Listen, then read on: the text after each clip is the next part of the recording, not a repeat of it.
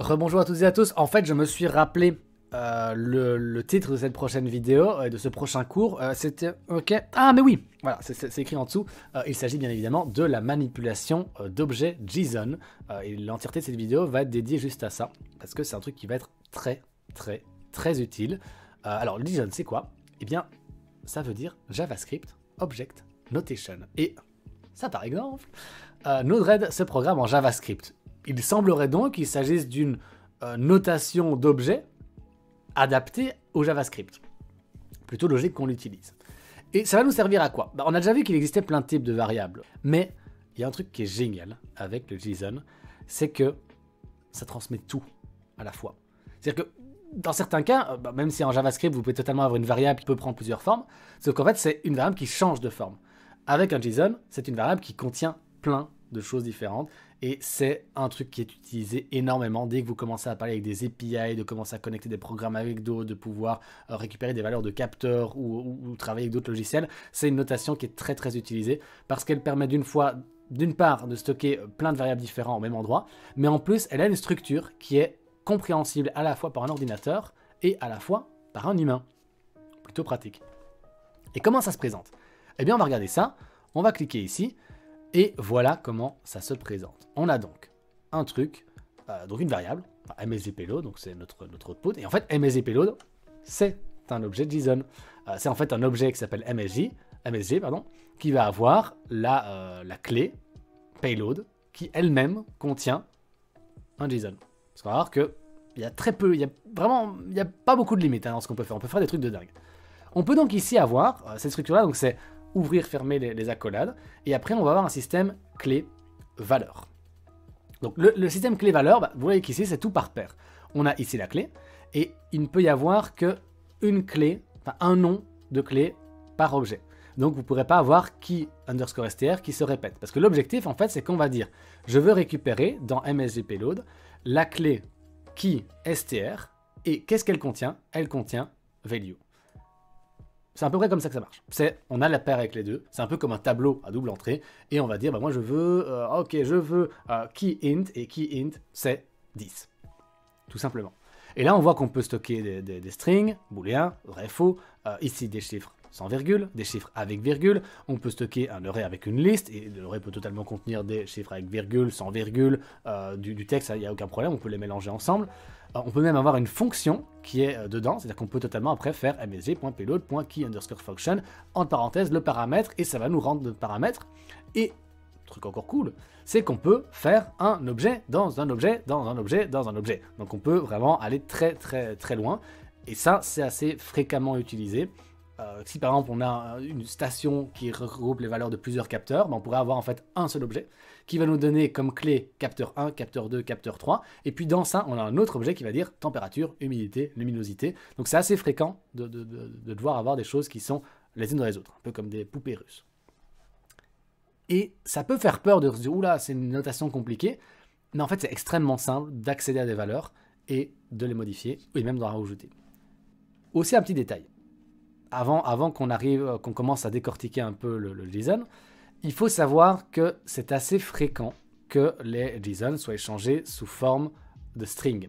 Donc ils sont en fait sérialisés. Enfin, c'est un terme qu'on retrouve assez souvent. Vous aurez par exemple ce problème-là si vous utilisez un ESP32, un ESP86, un Arduino, qu'on verra plus tard dans les cours, mais que vous connaissez peut-être déjà sur YouTube. Très souvent, quand on va parler en MQTT, aussi un truc qu'on verra dans les cours, ne vous inquiétez pas, mais en gros, quand on a un appareil qui envoie une valeur, très souvent, cette valeur va être envoyée sous forme de texte, sous forme de string. Le souci, c'est que les strings, elles sont séparées par 2 guillemets. Les objets sont séparés par 2 accolades. Et ce n'est bien entendu pas aussi simple que d'enlever les guillemets et de dire « Ok, c'est bon ». Enfin, il faut une fonction qui fasse ça. Et cette fonction-là, eh bien, soit vous pourrez la programmer vous-même et c'est simplement JSON parse, vous pourrez trouver ça dans la doc, mais ici dans Node-RED, on a aussi une fonction qui est capable de faire un parseur et qui a l'avantage d'aller dans les deux sens. C'est-à-dire qu'il part, ici on va partir d'un JSON qui est correctement formaté, on va le transformer en string et puis après on retransforme la string sous forme de JSON pour être sûr que la conversion se fasse bien dans les deux sens. Je vais donc mettre mon debug ici, voilà.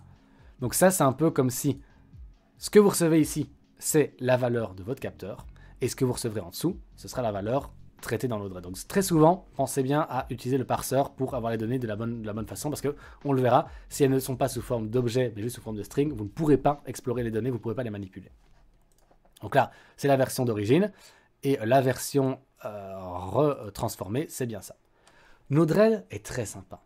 Et Node-RED, quand il voit que vous avez un objet, il vous le dit ici, oh, c'est un objet, je reconnais ça, eh bien, il va vous permettre de l'explorer facilement. Vous voyez que là, on a des petites flèches parce qu'il arrive à comprendre l'arborescence, un peu comme un explorateur de fichiers, finalement. Et là, il est capable de me dire key underscore str, string, là, on a un truc qui est vrai, il peut le reconvertir en ce qu'on veut. Là, il voit qu'on a une liste, et la liste, il nous la redonne. Là, vous ne voyez pas ce qu'il y a, mais je vais pouvoir désactiver temporairement. Vous voyez qu'il y a plein de choses, et on peut très facilement... en fait naviguer là-dedans. Un autre truc que nous permet Node-RED, c'est de copier deux choses. Soit de copier la valeur, donc qui est ceci, vous voyez le petit clipboard, là on peut copier la valeur. Et donc si par exemple je fais copy value, si j'ouvre une autre function random juste pour voir si mon clipboard a bien copié ça, on a value. Si je copie un autre, voilà, on va copier vrai, hop, on a bien vrai qui apparaît. Donc ça c'est déjà un truc très cool, ça nous évite de le sélectionner, mais des fois ça sélectionne mal ou de le retaper à la main. Donc de temps en temps, quand on veut manuellement chipoter avec les données, on peut le faire. Autre truc très cool qui va vous permettre de gagner du temps, c'est que ça va faciliter l'accès à un élément particulier. D'où le copy path, donc copier le chemin pour aller jusque là. Mais avant de tricher en utilisant cet outil-là, on va quand même essayer de le faire manuellement. Donc on a notre JSON qui se trouve, bah ça en fait je peux le déconnecter parce qu'on a déjà vu le fonctionnement, donc on a ça, lui il va venir ici, et il y a lui qui va aller ici. Hop, on a bien ça. Et on va vouloir juste faire en sorte que notre MSG payload, ça soit un des éléments. Donc on extrait une valeur qui nous intéresse. Bah pour faire ça, on va remettre une nouvelle fonction, et on va eh bien ici avoir dans notre fonction tout simplement quoi. Donc ça c'est notre input. Donc on va créer une variable input, même. On n'est pas obligé, mais on va faire une variable input, voilà, qui est égale à msg.payload. msg.payload. Et donc, notre output, msg.payload, donc là, c'est les mêmes, hein, sauf que là, on redéfinit msg.payload pour après le print, mais ça, c'est un truc dont on commence à avoir un petit peu l'habitude.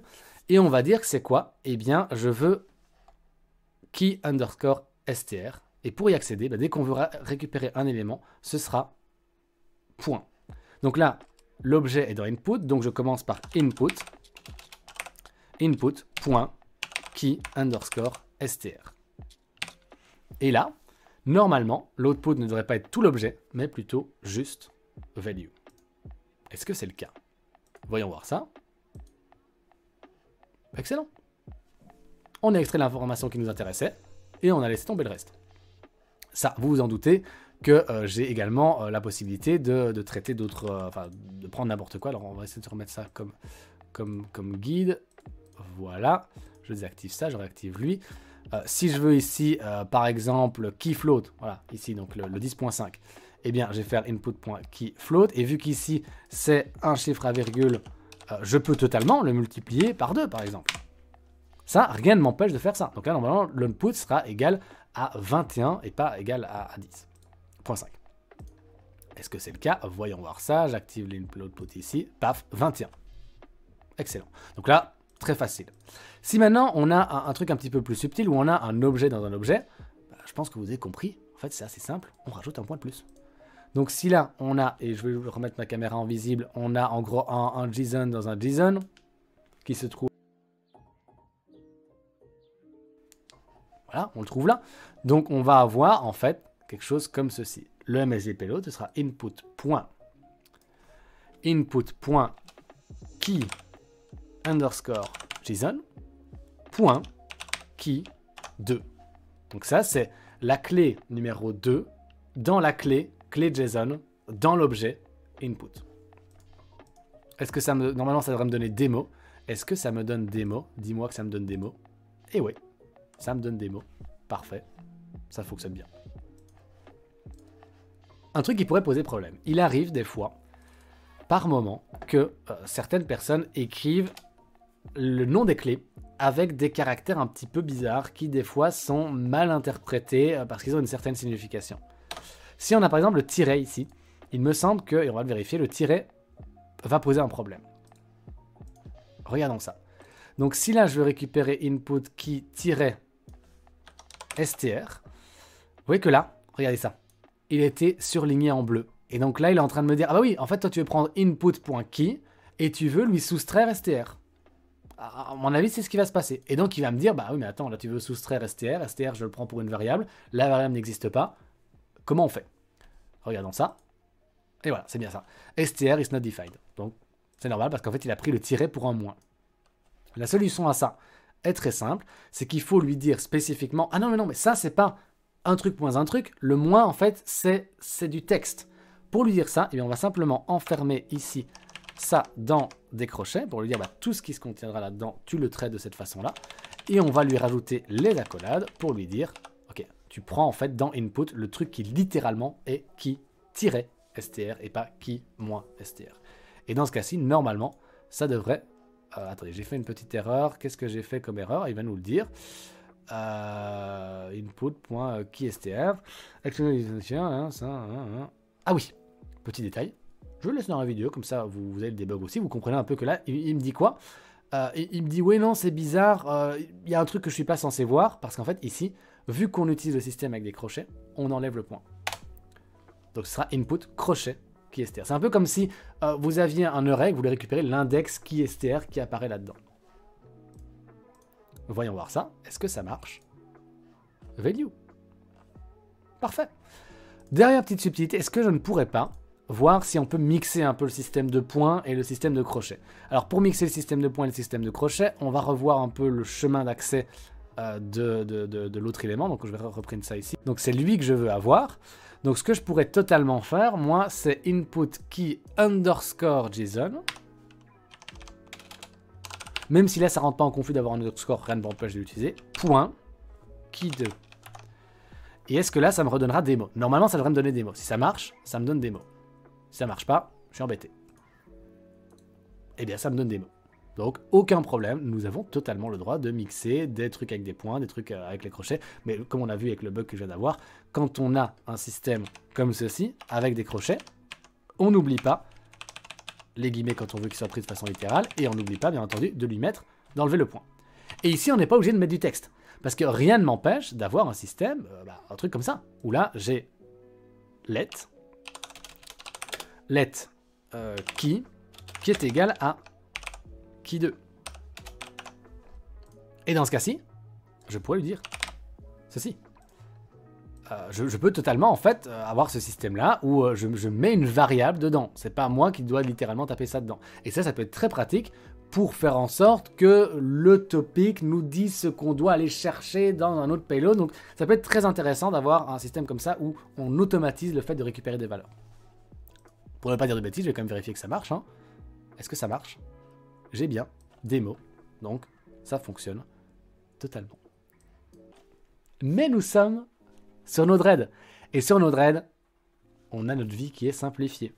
Et donc tout ce concept de devoir dire, ok, donc c'est lui, puis tirer lui, puis c'est comme ça qu'on le récupère, mais en fait, vous pouvez le faire, c'est bien en fait de vous forcer à le faire, c'est même mieux de le faire quasiment tout le temps comme ça vous ne reposez pas sur des outils qui sont spécifiques à Node-RED mais qui dans d'autres cas n'existeront pas. Donc là c'est l'interface graphique qui va nous faciliter la vie, mais sachez tout de même que des fois pour gagner du temps, plutôt que de devoir taper vous-même mlg input quelque chose, ce que vous pouvez tout à fait faire c'est ceci, et en fait comme je l'ai dit tout à l'heure, vous pouvez copy path. Et là, on va essayer de regarder même cet élément-ci. Donc là, on est dans une clé qui contient un array et j'ai récupéré l'index 2. Vous ne le voyez pas, c'est un peu caché derrière ma caméra, mais il n'y a pas de souci. Donc là, j'ai cliqué en fait simplement sur copy path. Il n'y a pas de souci. Et donc là, je vais faire quoi? Je vais coller à la place ici input. Il faut quand même que je mette le premier point, c'est vrai. Et là, il va le faire à ma place. Il va dire input. Ah oui, sauf que vu qu'ici, on est dans un MSG payload, il y a la petite subtilité que je dois enlever le payload. Parce qu'à l'origine, lui, il y a une arborescence dans MSG payload. Sauf que vu que j'ai redéfini MSG payload dans input, vu que le MSG payload est déjà dans input, on ne doit pas l'avoir en double. Donc là, je dois l'enlever. Mais si jamais je n'avais pas fait input, ce que je peux aussi totalement faire, c'est ça. J'enlève input parce que je ne le stocke pas dans une variable temporaire. Ça n'a pas d'intérêt de le faire. Je peux directement travailler sur le MSG payload. Que le MSG payload, en fait, se redéfinisse lui-même. Et dans ce cas-là, on a msg.payload.key_r. Entre crochets, l'index qui m'intéresse. Moi j'ai pris l'index 0, donc il devrait normalement, si tout se passe bien, contenir le chiffre 5. Est-ce qu'il contient le chiffre 5? Eh oui. Parfait. Voilà. Donc là, plus de secret pour vous. Vous pouvez normalement être capable de modifier, enfin récupérer principalement des données et les modifier. Alors, j'ai pas vraiment parlé du fait de les modifier, mais vous vous doutez bien que les modifier, c'est en fait assez basique. Imaginons que là, j'ai ceci, bah, je peux totalement faire ça en fait. Hein. MSG payload est égal à ça, au début c'est égal à 5, et bien on va le redéfinir en 10. Enfin, en fait, vous devez le traiter comme une variable. Donc une variable, vous pouvez totalement changer son type, la redéfinir, rajouter des éléments, enfin, c'est vraiment très très facile. Là, je redéfinis ça, je dis que c'est plus égal à 5, c'est égal à 10. Ensuite, je vais dire msg.payload. Je vais quand même leur dire récupérer cette valeur-là pour être bien sûr que je récupère bien ce que j'ai réassigné. Donc c'est un peu redondant de le faire comme ça, mais rien ne m'empêche de le faire. Et donc si je fais ça, je devrais bien avoir 10. Nickel, j'ai bien 10. Tout fonctionne parfaitement.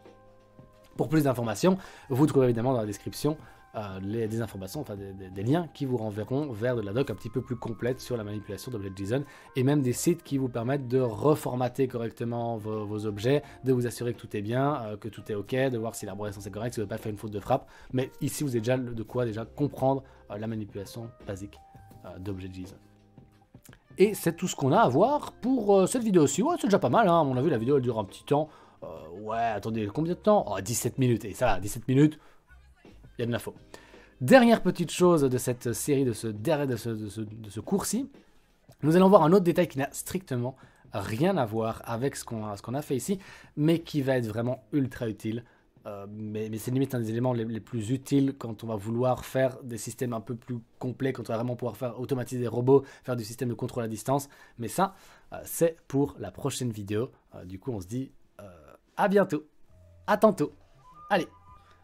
Mais attention, si vous regardez les cours, vous regardez maintenant, hein, pas de pause. Hein. Oh si, quoique, vous pouvez prendre une pause. Allez, une petite pause, hein, toute petite. Hein.